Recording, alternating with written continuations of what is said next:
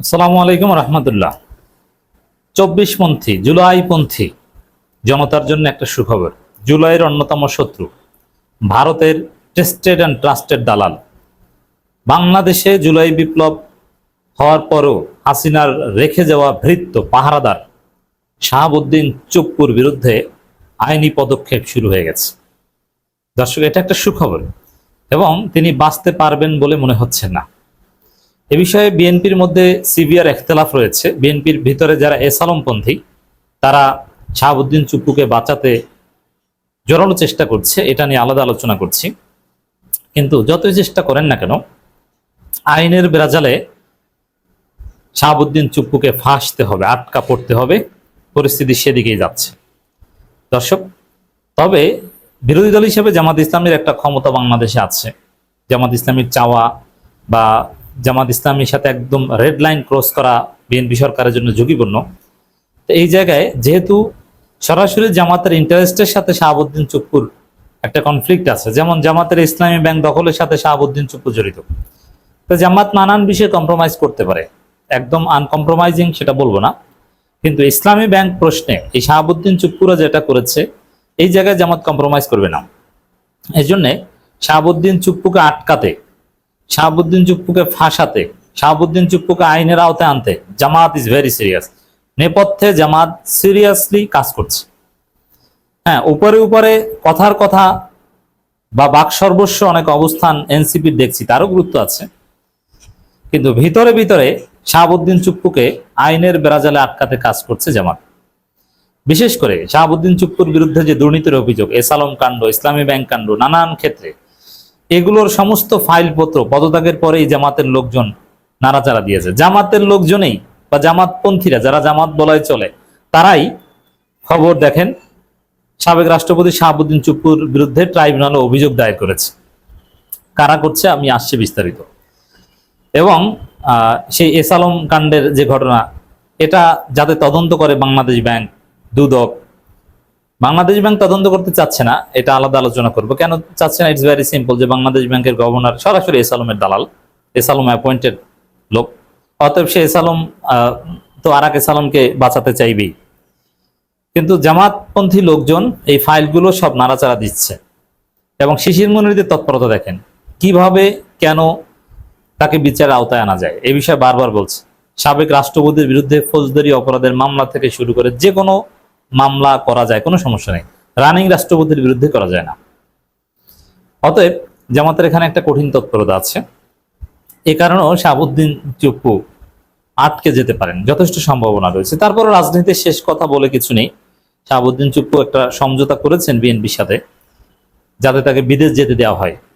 বিদেশ যেতে দেওয়া এটা একটা সমঝোতা, এটা একদম কঠিনভাবে শাহাবুদ্দিন চুপ্পু গ্যারান্টি চেয়েছেন যে আমাকে বিদেশ যেতে দেন, আমি পদত্যাগ করছি, আপনারা যা বলবেন ওইটা শুনবো, কিন্তু আমার পদত্যাগের পর বিদেশ যেতে দিতে হবে, আমি জেল খাটতে পারবো না। হ্যাঁ, এই শর্তে বিএনপিও রাজি হয়েছে, এই শর্তে বিএনপিকে সার্ভিস দিয়েছে, বিএনপি যা শিখিয়ে দিয়েছে সেটা বলেছে। কিন্তু সেটা বললো এই ধরনের কমিটমেন্ট থাকে না। যেমন ইউনূসের সাথে কিন্তু অনেক সমঝোতা বিএনপির সাথে ছিল, কিন্তু সেই সমঝোতা বিএনপি ক্ষমতা আসার পর কিন্তু অনেক কিছুই পল্টি মেরেছে। আবার ভারতের সাথে তারেক রহমানের অনেক সমঝোতা ছিল, কিন্তু বিএনপি ক্ষমতা আসার পর এগুলো অনেক ক্ষেত্রেই তারা পল্টি মেরেছে। ইট মিনস ক্ষমতা আসার আগের অনেক কথা বা ঘটনা ঘটার আগের অনেক সমঝোতা ঘটনা ঘটার পর থাকে না, বিজয়ী পক্ষ নিজের মতো করে ব্যাখ্যা দেয়। এখন চুপ্পুকে বিদেশ যেতে দেবে, দ্যাট মিনস সেফ এক্সিট জিতে দেবে, এ বিষয়ে বিএনপি চুপ্পু সরাসরি সমঝোতা হয়েছে, আমরা একদম নিশ্চিতভাবে জানতে পেরেছি। কিন্তু সেই সমঝোতার উপর বিএনপি শেষ পর্যন্ত নাও টিকতে পারে। এই সমঝোতা লঙ্ঘন করে চুপ্পুকে গ্রেপ্তার করতে পারে, বিদেশ যেতে বাধা দিতে পারে। এবং অলরেডি বিএনপির একটা অংশ সিরিয়াসলি চাচ্ছে যে চুপ্পুকে বিদেশ যেতে দেওয়া যাবে না, গ্রেপ্তার না করলেও বিদেশ যেতে দেওয়া যাবে না।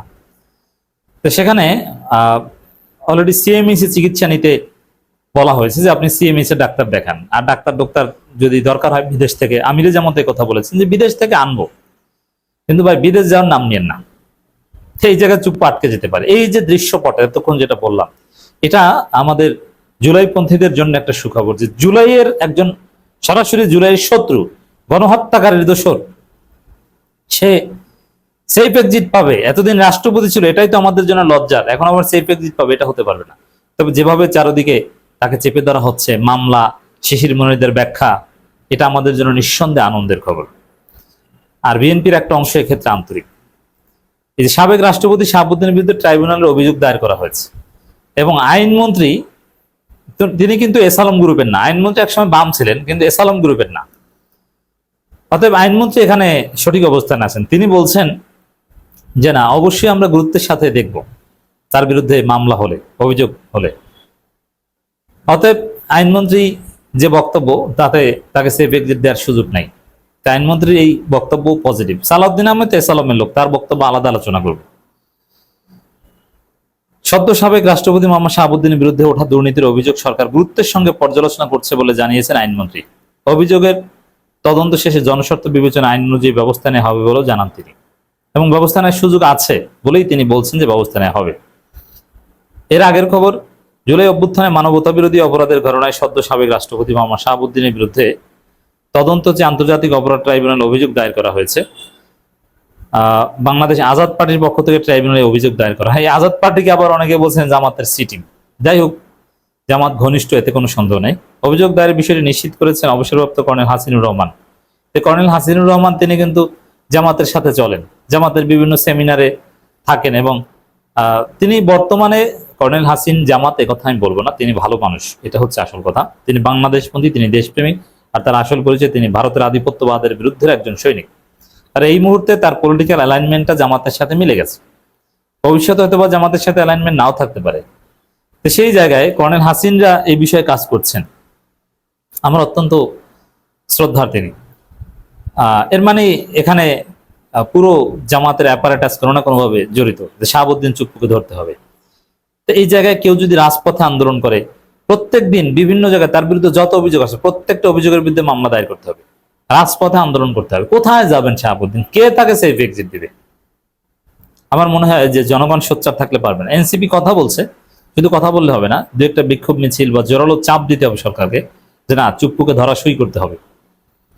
তো দর্শক, জুলাই গণঅভ্যুত্থানে এত মানুষ মারা গেলেও রাষ্ট্রপতি তিন বাহিনীর প্রধান হিসেবে শাহাবুদ্দিন নিজে যুদ্ধ ঘোষণা করতে পারতেন, কিন্তু সে সময় তিনি কোনো ভূমিকা রাখেননি। 5 আগস্ট পর্যন্ত আয়নাগার, গুম, খুন ইত্যাদি বিষয়ে তিনি কোনো প্রতিবাদ করেননি। এসব অপরাধে তার মনুসম্মতি ছিল, তাই এই অভিযোগ দায়ের করা হয়েছে। এই অভিযোগ তো তার পরোক্ষ সম্মতির অভিযোগ, কিন্তু সরাসরি দুর্নীতি, চুরি, বাটপাড়ির অভিযোগ যেগুলো আছে, সেগুলোর ফাইল সব ওপেন করছে জামাতের লোকজন। আপনি কোথায় পালাবেন?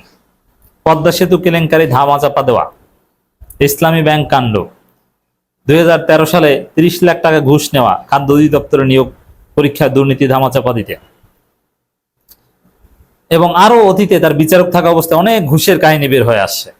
তাতে বিএনপি যদি জাতির সাথে বেইমানি না করে, আইনমন্ত্রী যা চান সে অনুযায়ী শাহাবুদ্দিন চুপ্পু ফেঁসে যেতে পারেন, ধরা পড়তে পারেন।